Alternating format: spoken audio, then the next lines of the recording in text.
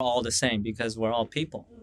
So if the story is engaging and interesting, especially if the story is a love story, people like romance. Yeah. Don't all stories kind of have a romantic? Yeah, I think most movies, almost all movies, most movies they want to put a little romance in there. That's. But I mean, for you, because you do visual effects, it would need to be in fantasy or sci-fi, or there'd be a time travel or something in there. Yeah. I think if you want to tell a Chinese cultural story or sort of more ancient, because Chinese has got a long history and it has a lot of stories that are untold, or at least not to the Western. Yeah.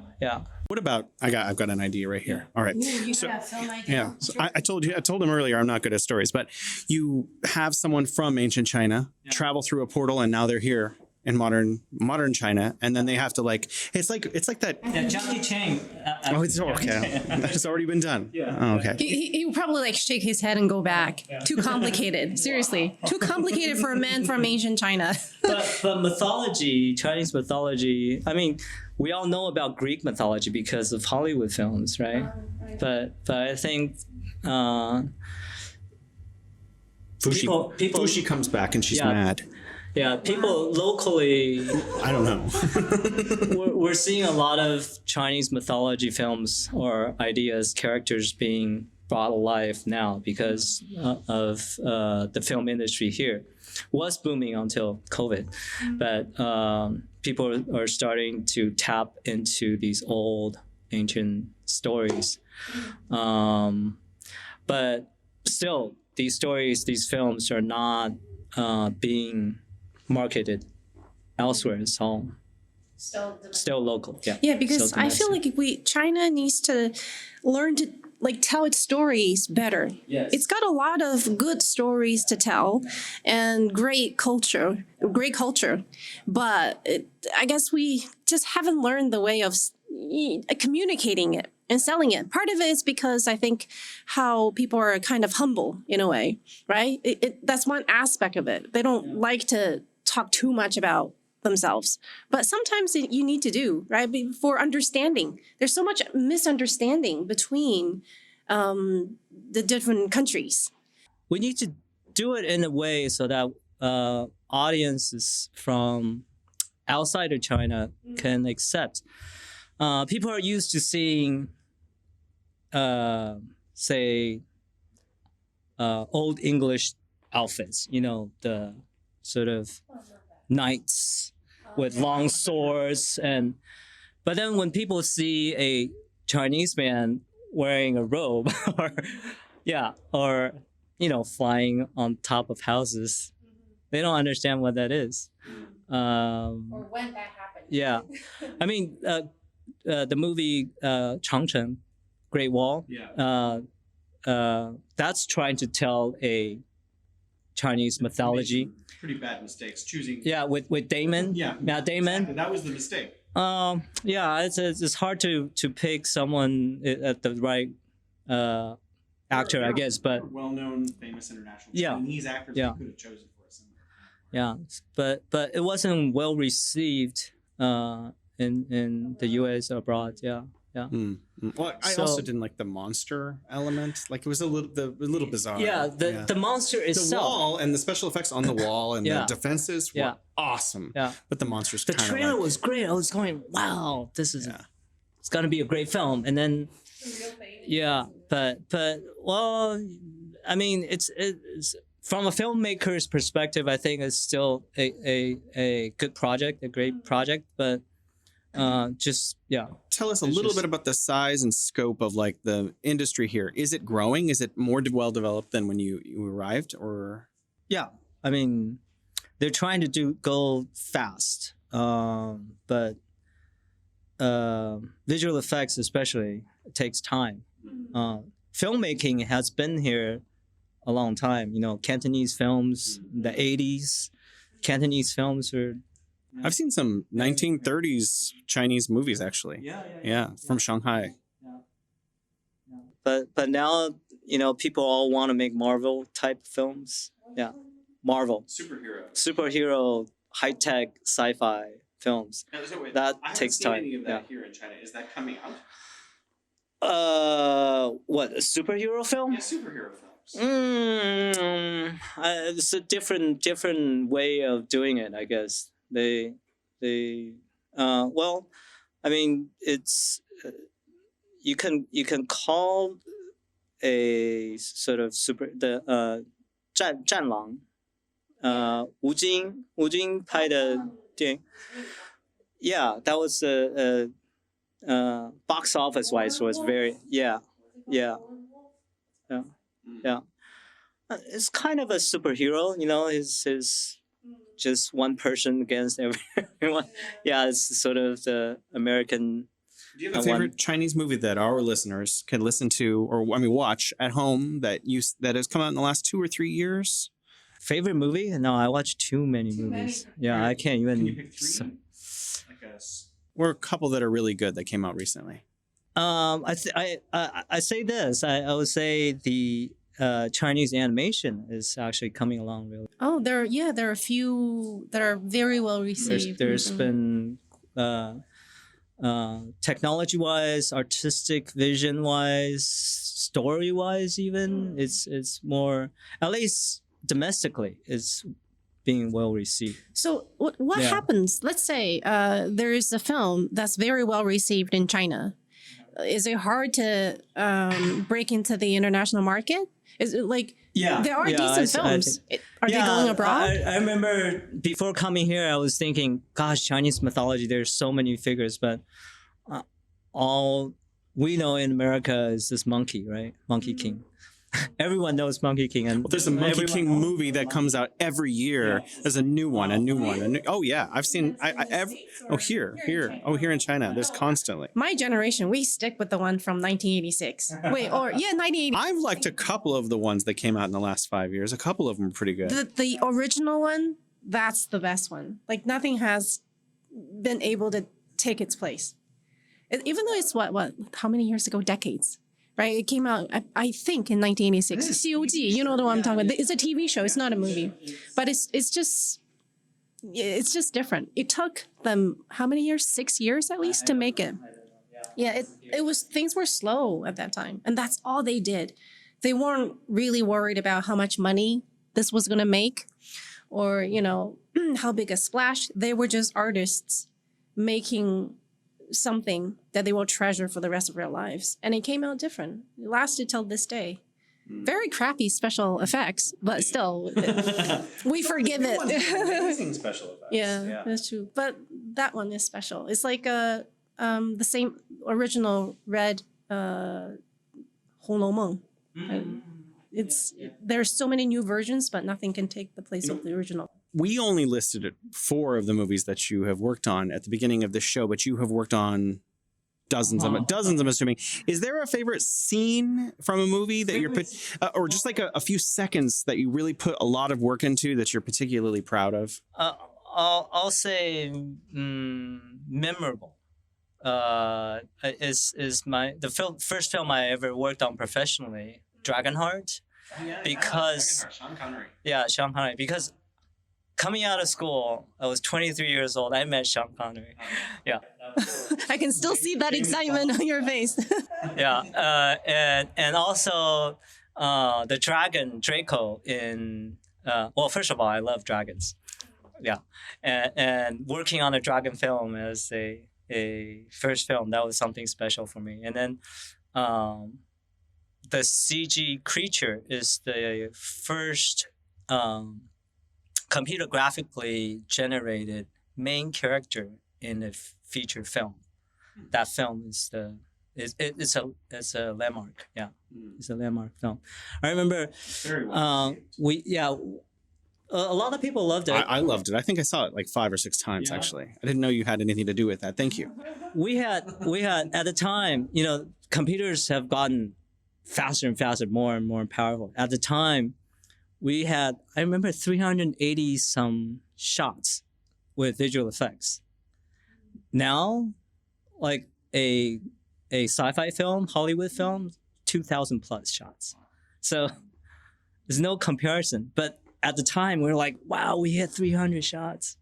Incredible. I remember this interview of Jackie Chan.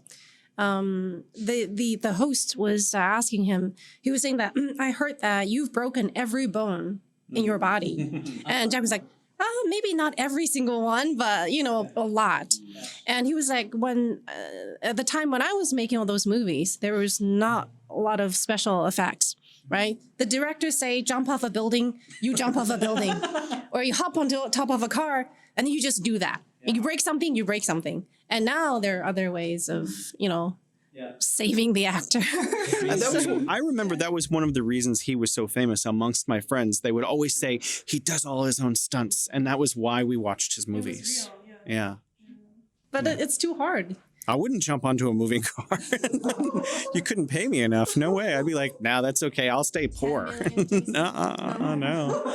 Yeah. 10 million, you'll do it. No, you break your neck, you're dead. 10 million is nothing. You might die. Also. Yeah, that's true. It's not a good option. But I want to also ask about career opportunities. Like if someone from the US or other places, they want to come here to work in the film industry, is it like possible? How do they do that? It's all possible, but it depends on your level of involvement, I guess. But could we frame the question differently? Yeah. Like, if you are interested in coming over, what steps would you outline would be the best to get you over? Well, see, if I can answer that question in a different way, contact Andy in the comments. Film people would have more opportunities in Hollywood in the first place. Yeah, especially with COVID right now.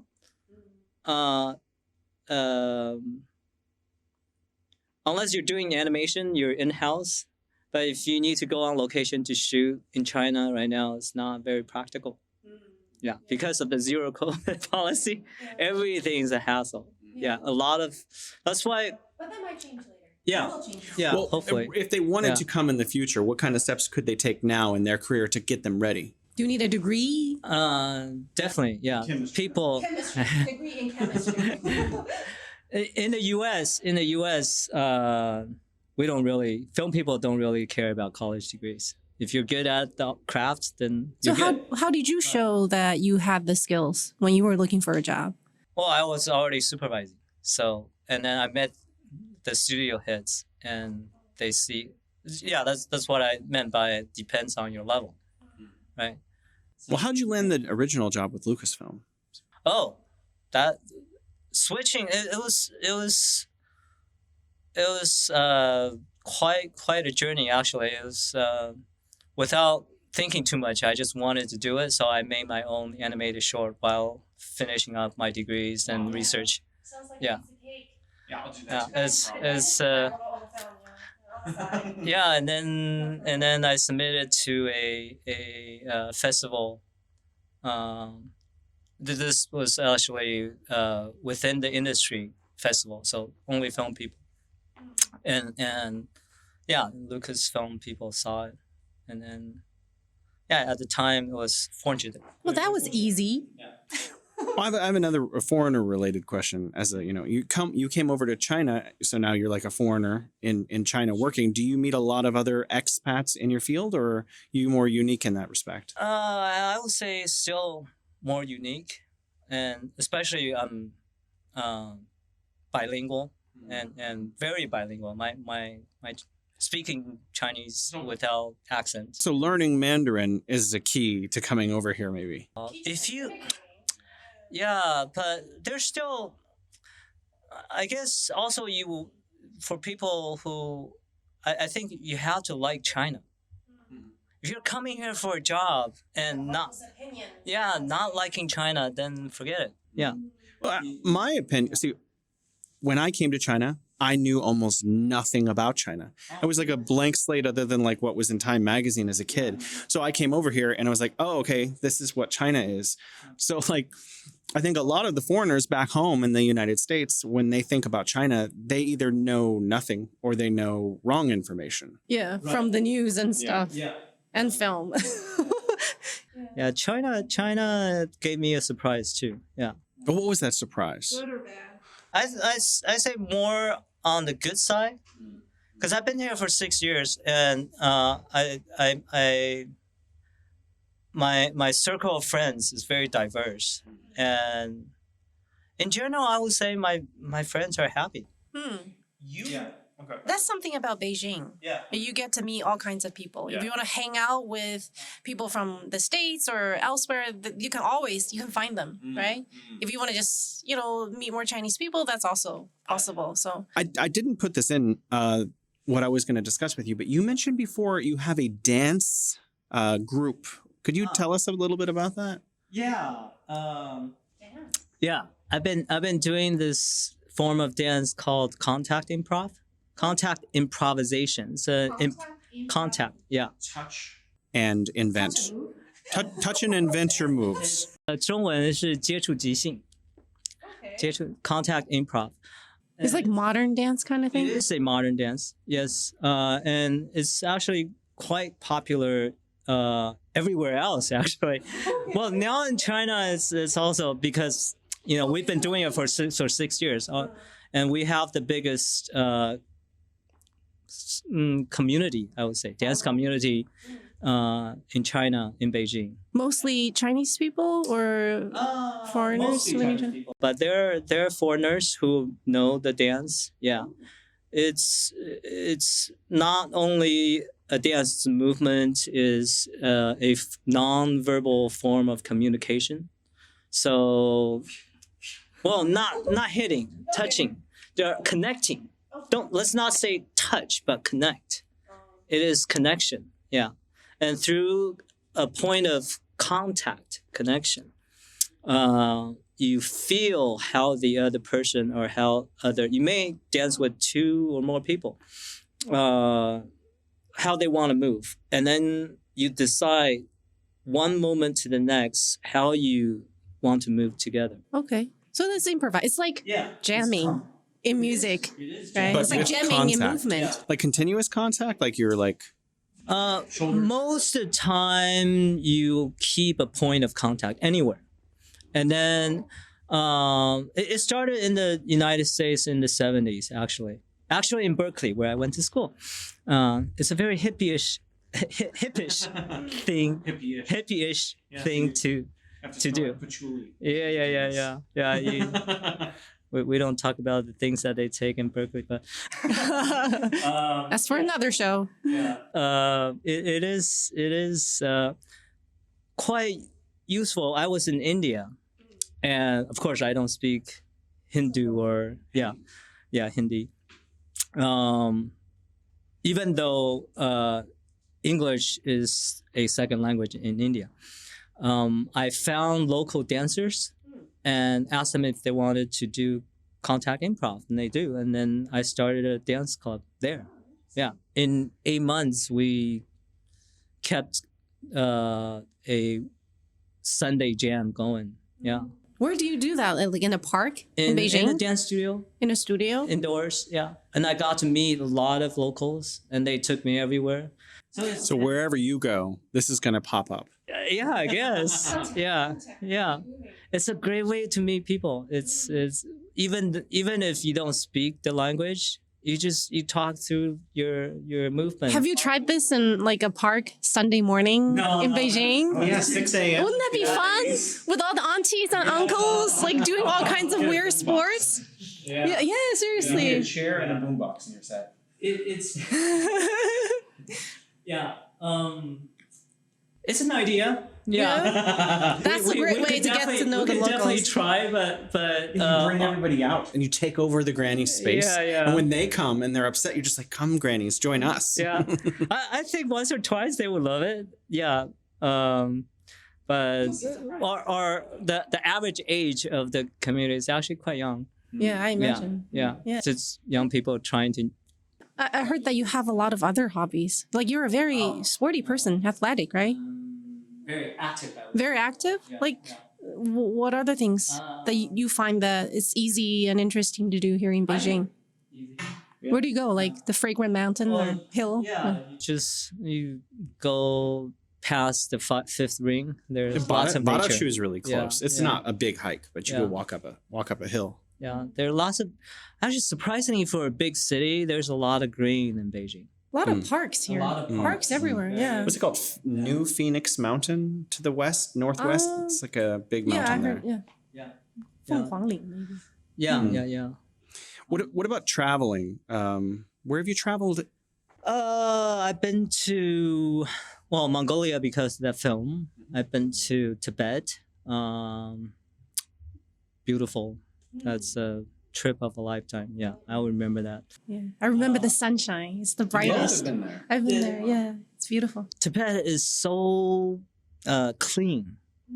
All the colors are so vivid. I think reds the are air red. Yeah. is more transparent. Yeah. The sun gets to you I was told directly. not to go there, that I would have a heart attack. Oh. Because the air is super thin. You're at the top of the world. Yeah. It is true, but there are ways you can deal with it. Just carry a big tank behind me the whole time. That's one possible way. I'll be like Darth Vader. Yeah, you acclimate. Like when I went in through Nepal, and we trekked for a whole week before. I remember that. You told me a story about you have to go around the mountain and bow around the mountain. Oh yeah. It was, you were doing that. Yeah. The prayer thing? Yeah. It's very good for you. Yeah. I tried it. It's very good. I mean, it's a great way of exercising. Besides, praying. Yeah. Bored after like 20 minutes. Oh, really? I have to bow again? Yeah, I think for the Tibetans, it's tradition, it's a duty, or the whole family goes. Yeah. For Tibetans, There is a film about it. Yeah, a few years ago. What was the name? There's of it? one or two people in the family that does or do the bowing, and then the rest of the family is support. Yeah, they travel along, they cook, they. I think I remember in that film, there was even a lady who was pregnant. Oh. Maybe she was I don't walking remember. most of the time. Yeah. And this went on for months. Like they went from their village and they're supposed to go to that. You don't have to necessarily. Yeah, do but that. most of them, would. You know what I'm talking about, right? Yeah. This like the whole prayer thing. Yeah. I actually saw it. And she gave birth on the way. Wow. She was like, oh, it's about time, and then went to the hospital. It was like maybe an hour, and then came out. Oh my gosh. I mean, I was like, wow. And it didn't look like it was that painful. Well, that's the exact opposite of taking the month. Oh, yeah, exactly. Yeah. But that's how serious they took it. It's something they wanted to do at least once in a lifetime. Yeah, it's amazing. It's big. It's big on a horse year, meaning Chinese horoscope. Yeah. So they're 12 years a cycle, right? Right. So Why horse year? I don't know. It's just Something their special about tradition. the horse Yeah. But you don't bring horses. They bring yaks. Wow. Horses goes like this. I don't know. They need tanks. Yaks can carry a lot of stuff. So you also mentioned before the show, going back to hobbies and physical activity, that you go indoor rock climbing. Or do you do real rock climbing too? Yeah. Outdoor rock climbing, not so much. Is there outdoor rock climbing here? Yes. A lot of people go outdoors, but you have to have gears. You have to have more preparation. But yeah, in a rock climbing gym, you just go.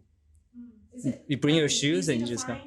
Yeah, there are quite a few. You're tied off, so you can't fall. If you fall, they catch you. Right? There's bouldering and there's top rope. Top rope is big wall, tall wall, and then you wear a harness. You clip on the rope, and if you fall, you'll just drop slowly to the ground. But they're 3 feet high, or maybe not 3 feet, 3 meters high, or 3 to 5 meters, I guess. Bouldering walls that are quite dangerous. So do you have to sign something that says if I fall, it's my own fault? Yeah, you do. Because do The people first fall? time you go, yeah, people fall. And they hurt themselves. Oh yeah. Oh yeah. It And they sounds still go. great. And they still Handy. go. But the big wall is very safe. The top, what we call top rope, is very safe. Have you seen people injured doing this? Oh yeah. Oh my. So why do you do this? It's fun. Rock climbing. I've tried it only once, but it's fun. It uses you feel like it will use every piece of your muscle, like every piece of muscle in your body.